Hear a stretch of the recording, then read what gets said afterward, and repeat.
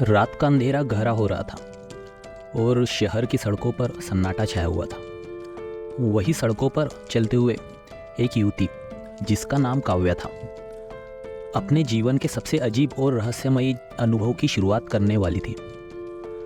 काव्या एक साधारण जीवन जीती थी, लेकिन उसकी आदतें उसे बार बार असफलता की ओर खींच ले जाती थी।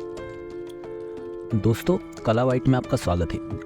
कहानी आगे बढ़ाने से पहले आपसे एक रिक्वेस्ट करना चाहूँगा कि वीडियो अंत तक देखकर मेरे द्वारा बनाई गई पोर्ट्रेट कैसी बनी है, कमेंट में ज़रूर बताइएगा। तो दोस्तों, कहानी वापस शुरू करते हैं।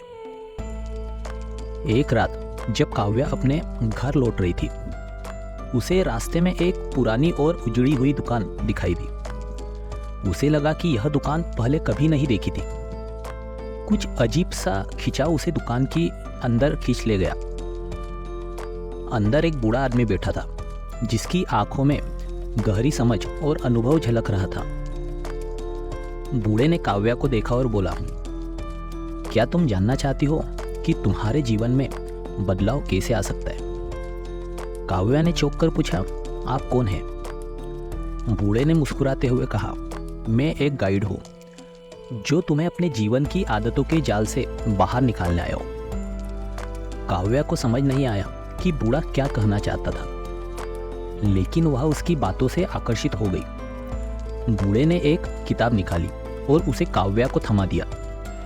इस किताब में तुम्हारे सभी सवालों के जवाब है, बूढ़े ने कहा। काव्या ने किताब खोली और पढ़ना शुरू किया। किताब में लिखा था कि हर व्यक्ति की आदतें 3 हिस्सों में बटी होती है: संकेत, दिनचर्या और पुरस्कार। काव्या को याद आया कि जब भी वह तनाव में होती थी, वह मिठाई खाती थी। यह उसकी आदत बन गई थी।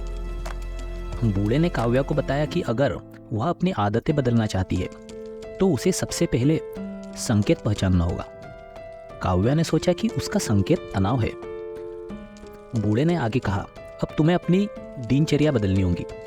जब भी तुम्हें तनाव महसूस हो, तो कुछ और करो, जैसे कि टहलने जाओ या पानी पियो। काव्या ने अगले कुछ दिनों में यह कोशिश की और पाया कि वह धीरे धीरे मिठाई खाने की आदत से छुटकारा पा रही थी।